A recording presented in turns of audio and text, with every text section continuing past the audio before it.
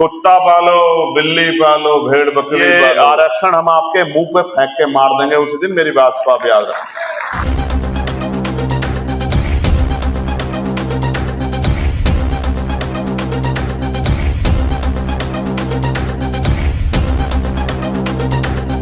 69,000 शिक्षक भर्ती में 20,000 पदों पे जो घोटाला हुआ, हमारे 20,000 टीचर जो बनते हैं SC ST OBC के, वो घोटाला आपने कर लिया। मैं ये बात समझाने की कोशिश आपको कर रहा हूं कि हम मिलके भी 200 करोड़ रुपए इकट्ठा नहीं कर सकते हैं। जितने लोग हम यहां मौजूद हैं, अगर हम मिलके एक एक पैसा भी जुटाए तो 200 करोड़ रुपए इकट्ठा नहीं कर सकते भाई। लेकिन 200 करोड़ जो इकट्ठा करके 200 डॉक्टर बनाने का प्रयास हम करेंगे, वो ताकत हमसे छीन ली गई सिर्फ और सिर्फ ये दिखा के कि हिंदू हिंदू भाई भाई। हम तब तक भाई हैं जब तक हम आपकी पार्टी को वोट कर रहे हैं, आपके साथ धर्म का नारा लगा रहे हैं, आपके कैसे मुसलमानों के सामने तन के खड़े होकर लाठी डंडे लेके खड़े हैं। लेकिन जब हमारे बच्चों के हक अधिकार की बात आएगी तो मुसलमान नहीं आ रहा वहां आरक्षण का आंदोलन के खिलाफ आंदोलन करने, SC ST एक्ट के खिलाफ आंदोलन करने। SC ST एक्ट उस पे लगता है जो अपराध करता है, जो अपराध नहीं करता उस पर SC ST एक्ट नहीं लगता। और ताकतवर लोग SC ST एक्ट का दुरुपयोग कर सकते हैं, कमजोर नहीं कर सकता है। हमारा तो 90% समाज कमजोर है, ठीक है। हम तो थाने में जाते डरते हैं हमारे लोग, अब तो जाने लगे। ये जब से भीम आर्मी के लोग काम करने लगे हैं, ये नव जागृति कठेरिया धानुक समाज महासंघ के लोग काम कर, तब से थाने में जाके आंख से आंख मिला के बात करने लगे। ऐसा चलो क्यों भाई FIR क्यों लिखी? वो कहता है कि जी लिख रहे हैं। कब लिख रहे हो? FIR लिखो इनकी, FIR लिखो और बताओ गिरफ्तारी कब करोगे वरना आंदोलन हो जाएगा। तो कहते हैं यार ये नीले पटके वाले हैं तो FIR लिखनी पड़ेगी। समझ रहे हो? लेकिन सोचो जब ये नहीं थे संगठन तो जिन नेताओं को वोट कहते थे वो कहते हमारी सरकार नहीं है। भाई सरकार नहीं आएगी तो क्या समाज को बढ़ने के लिए छोड़ दिया जाएगा? नहीं, सरकार नहीं है तो सड़कों पे लड़ेंगे, आवाज उठाएंगे, आंदोलन करेंगे, मूवमेंट चलाएंगे। और जिस दिन सरकार आएगी, मैं गारंटी से कहता हूं थाने का दरवाजा नहीं देखना पड़ेगा मेरे लोगों, मेरी बात को आप याद। फिर तो इधर से एक फोन आया करेगा बूथ के वर्कर का कि साहब ऐसी वहां एक घटना हो गई है, या उनकी पेंशन नहीं बंधी, या उनका मकान गिर गया, कोई ऐसी वो होगी, तो तत्काल वहां से फोन आया करेगा अनिकेत जी का कि सुनो अगर शाम तक ये तैयार नहीं हुआ तो शाम के बाद बोरी बिस्तर बांध लेना, किसी और जिले में कटेगी, सुबह सूरज कहीं और निकलेगा। तो फिर वो क्या करेंगे? वो करेंगे जो हाथरस के समय हमने देखा, जब हम हाथरस के परिवार से दूसरी बार मिलने के लिए गए तो बड़े बड़े गड्ढे हो रहे थे, गंदगी पड़ी हुई थी। रात को 1:30 बजे हिमांशु जी ने मुझे उठाया कि भाई साहब कुछ देखोगे उठ के? मैंने क्या कि वो सेक्रेटरी भी आ गया, ADM भी आ गया, SDM भी आ गया, प्रधान भी आ गया, और रात को सड़क बना रहे हैं। भाई साहब आओ दिखाता हूं आपको। मैं उठ के गया 2:30 बजे तो सड़क बन रही है। ये हमने तब सुना था कि जब भी मुख्यमंत्री आता है तो सड़क बना देते हैं रात की रात में, अधिकारी पूरी रात बेलचा लेके खड़े होते हैं उनके पास कि भाई बनाओ बनाओ, सुबह का दौरा है, ठीक है। तो हमने कहा भाई बात तो सही है, अगर सरकार अपने पे आ जाए तो फिर तो भाई हो सकता है। मैं आज आपको कह रहा हूं, ये जो हमारे साथी स्कूल ठीक करो आंदोलन चला रहे हैं, 3 साल पहले अधिवेशन में मैंने भीम आर्मी के साथियों को कहा था कि आप 1 लाख पाठशालाएं देश के अंदर खोलो दिल्ली से, क्योंकि शिक्षा के हालात बहुत खराब। और आप जानते हैं ये तो बेचारे अब आंदोलन चला रहे हैं। मैं जब से मैं सांसद बना हूं लगातार कॉलेजों का दौरा करके, कॉलेजों में किस तरह के, स्कूलों में किस तरह की व्यवस्था है उनकी जांच करके, जो नहीं होती अपने आप से भी करता हूं, और अधिकारियों को कह के वो करवाने की कोशिश करता हूं। और 6 महीने पहले से मैं सबसे कह रहा हूं कि कक्षा 1 से 12 तक की पढ़ाई मुफ्त करो और क्वालिटी एजुकेशन दो। हमारा बच्चा सरकारी स्कूल में जहां 6 सब्जेक्ट है और 2 टीचर हैं, बिल्डिंग का ये नहीं पता, कभी बच्चा किताब की तरफ देखता है, कभी बिल्डिंग की तरफ देखता है कि कब बिल्डिंग ऊपर से गिर जाएगी। पसीने में लथपथ है, कमर में बैग डाल के कई किलोमीटर जाके जो है स्कूल पहुंचने का काम कर रहा है। रास्ते खराब है, 1-1 फीट गारा हो रहा है, और कोई पूछने वाला नहीं है। बस मिड डे मील का खाना खिला के, वो भी पानी वाला खाना खिला के, और ये दिखाते हैं कीड़ों वाला खाना खिला के कि बहुत अच्छा काम कर रहे हैं। इसलिए मैं कह रहा हूं कि एक बच्चा CBSE बोर्ड में पढ़ेगा, एक गवर्नमेंट बोर्ड में पढ़ेगा, वहां टीचर नहीं है। टीचर, आज मुझे 2 टीचर मिले, कह रहे हैं भैया एतमादपुर विधानसभा में कि शिक्षण कार्य को छोड़ के सारे कार्य करवाती है सरकार हमसे, बस शिक्षण कार्य नहीं कराती।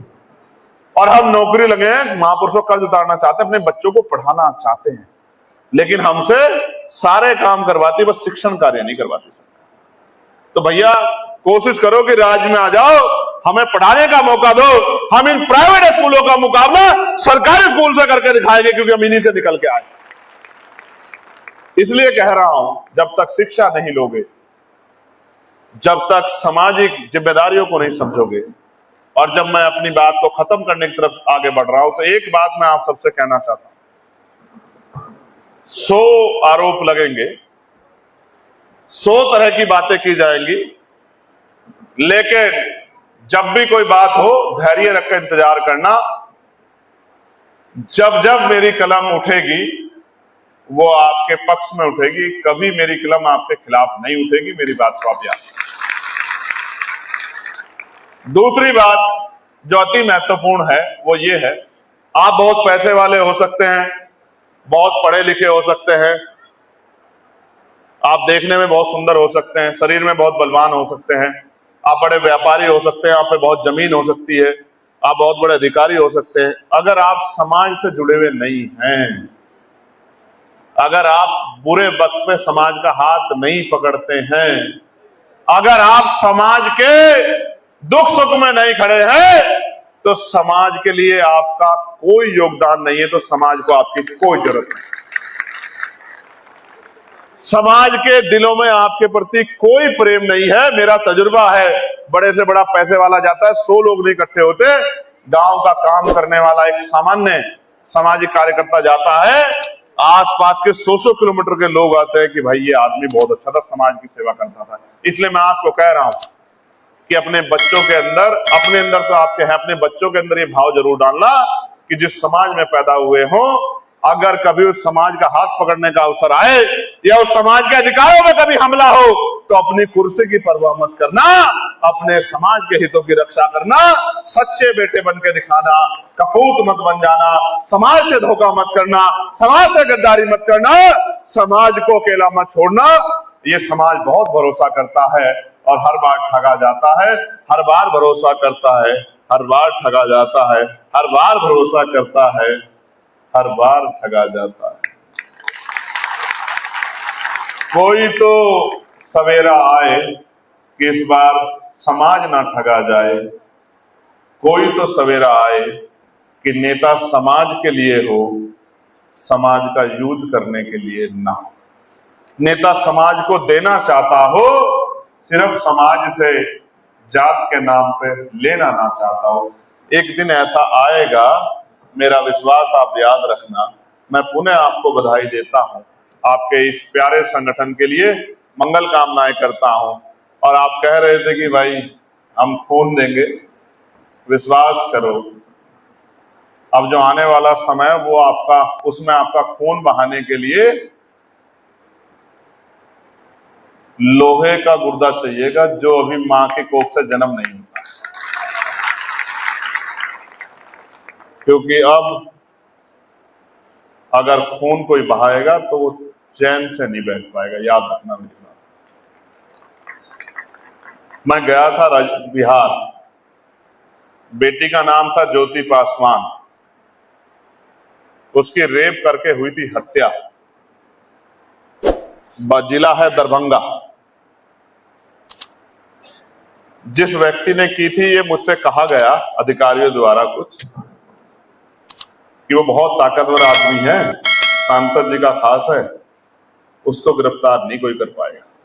हम धरना देके आईजी के दफ्तर में गए, पता करा लेना आप, दरभंगा जिला, मैंने इसलिए बता दिया आपको, बाढ़ आई हुई थी, खूब बात हुई, आंदोलन हुआ, फिर वार्ता हुई, तो मैंने कहा 20 दिन आपके, 21वां मेरा, 19 दिन तक फोन नहीं करूंगा, 20वें दिन फोन करूंगा। और अगर 20वें दिन तक ये गिरफ्तार नहीं हुआ तो 21 दिन के बाद जो होगा उसके जिम्मेदार आप। 18वें दिन फोन आया मुझे आईजी का, गिरफ्तार कर लिया भैया। और सिर्फ गिरफ्तार नहीं किया भैया, जेल भेज दिया। इसलिए आपसे कह रहा हूं, एक बार पैदा हुए एक बार मरेंगे। लोग याद रखेंगे कि हमारा नेता धोखेबाज था या हमारा असली था। अगर आप साथ दे दो, आप सबको कह रहा हूं, आप अगर साथ दे दो तो याद रखना 2027 में ऐसा इनकलाब पैदा होगा कि नोटों वाले हार जाएंगे और वोटों वाले जीत जाएंगे। मेरी बात का और जो हमारे महापुरुष कहते हैं कि वोट हमारा राज तुम्हारा, नहीं चलेगा नहीं चलेगा, और आरक्षण से लेंगे एसपीडीएम, वोट से लेंगे सीएम पीएम, और धन धरती राजपाट बट के रहेगा।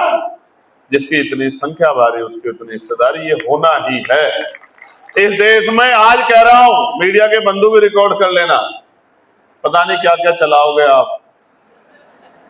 बहुजन मीडिया के लोगों का तो धन्यवाद बहुत बहुत, पता नहीं कौन कौन सा स्टेटमेंट मेरा चलाओगे यहां का।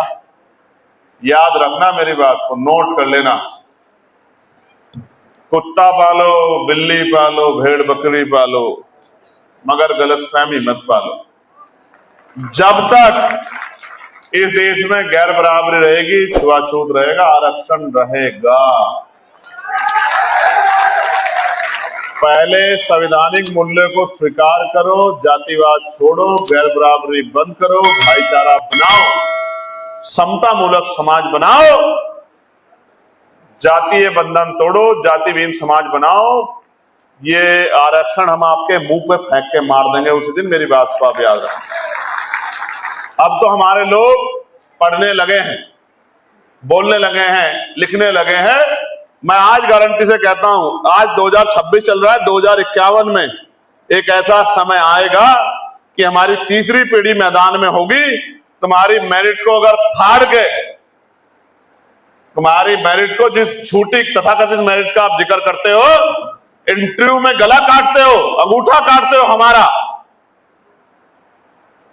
इंटरव्यू में पछड़ जाते हो आप हमसे, मेन एग्जाम में, रिटर्न में, इंटरव्यू में हमें 150 और खुद को 225 लेके, और जो एकलव्य का अंगूठा काटने की प्रक्रिया चल रही है, तुम्हारी इस तथाकथित मेरिट का भी स्वागत करेंगे और इस मेरिट को फाड़ के तुम्हें बताएंगे कि जिनको सदियों तक दबा के रखा गया वो कमजोर नहीं थे, उनके रास्ते आपने बंद किए थे।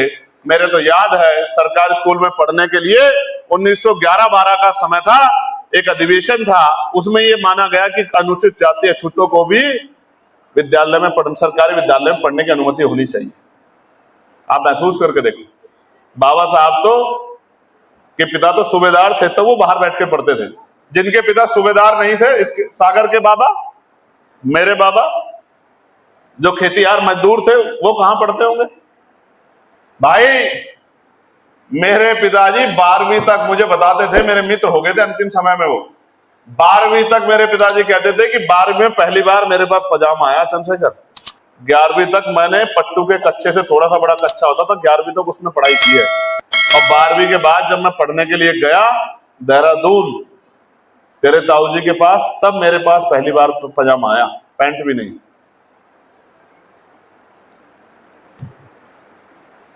मुकाबला करो, चाणक्य के रिश्तेदारों, मुकाबला करो, समय आने वाला, चिंता मत करो।